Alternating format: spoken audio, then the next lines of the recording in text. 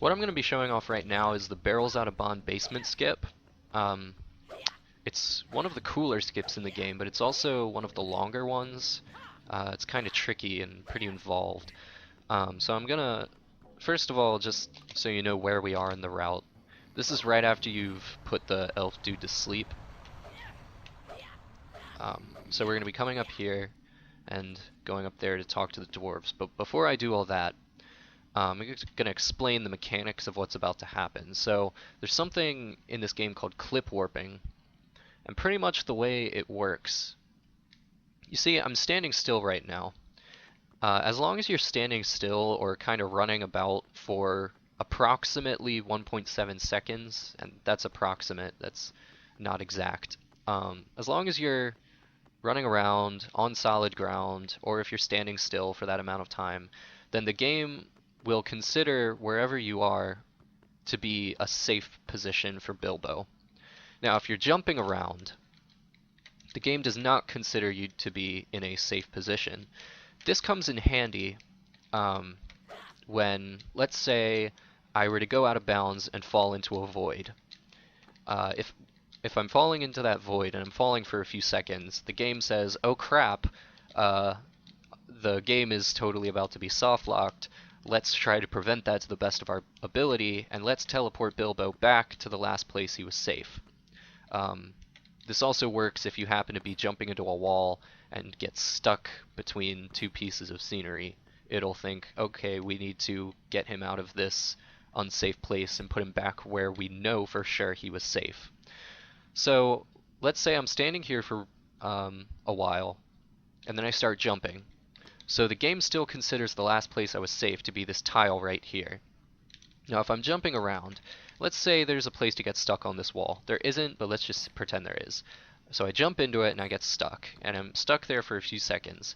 Game is going to teleport me right back to this tile where I was safe. Now we're going to be using that principle when we go up here. So, that was weird. So I'm going to run up here, go invisible as we're going through here because there are lots of crazy elves. We're going to be heading to this gate. We're going to get ourselves in the corner of this gate. Stand here at least 1.7 seconds. If you're a beginner, it might be nice to stay longer. And then jump out of it. Just keep jumping. Jumping pretty much non-stop. Show yourself. Get up on this ladder. You can go uninvisible for like a little bit to recharge.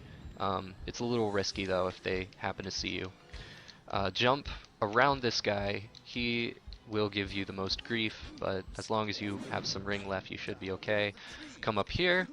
Now, one thing to note, your safe position can be lost and reset during cutscenes.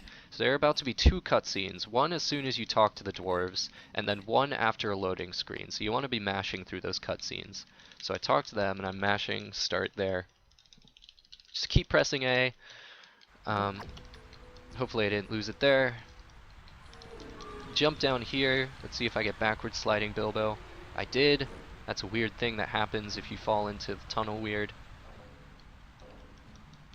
Sometimes it can't be helped. So you come down here, keep jumping, because we're going to keep our safe position where we want it to be. Come over here. Now, I'm just going to explain the inputs I use here. I long jump into this vine. That was weird. If you happen to get poisoned, hopefully you have an antidote. So I long jump into the vines, and then when I'm on the vines, I hold forward and I press A and B at the same time. And I'm just gonna show that. Now I hit the cutscene there. If that happens, just let the cutscene play out, and you'll do a slow fall down to this little ledge right here, and you'll totally be fine. Run up here. Running. And then you're going to be right over here where you want to be. Now I'm going to go back. If I still have my clip position, I'll be able to show. Now with my setup, that normally doesn't happen. I normally don't get the cutscene. I normally fall straight onto where I want to be. If you do get the cutscene, like I said, don't skip the cutscene, just let it play out, and you'll slow fall right onto a ledge that'll get you where you want to be. If this works, if I still have my clip position, there. So you'll do some sort of jump slash on top of the level. Now the reason that is because our clip position, our safe position is still up there, but that part of the level is deloaded. So when we glitch out the game on that vine down there, then the game decides to send us back to our safe position, which is deloaded. So it just drops us on top of this part of the level. Now when you fall down here, you should be around this area, and you want to head for this save pedestal.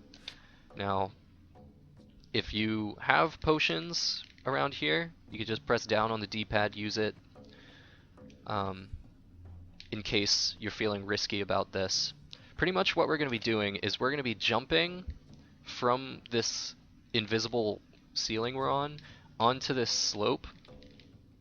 It's not much of a slope, but it is one, and it should drop us pretty safely down there. We might take a little bit of fall damage, but we should survive it. One thing to be careful about, you don't want to jump on top of the save pedestal. You are pretty much screwed if you do, and you definitely do not want to save there. So, let's see if I get this. So that was a really weird way of doing it. Normally you'll just kind of slide right off. I guess I hit a weird place where I was able to slide off kind of slowly. But once you're here, and as you can see, this is the tunnel from where I did the slow fall from the cutscene. This gets us to about the same place. From here, there are two ways you can do this. You can be ballsy and do a long jump slash over there, but you might get long jump glitch. Or you can do what sane people do and just climb along the ledge here, keep going that way, and end the level like normal.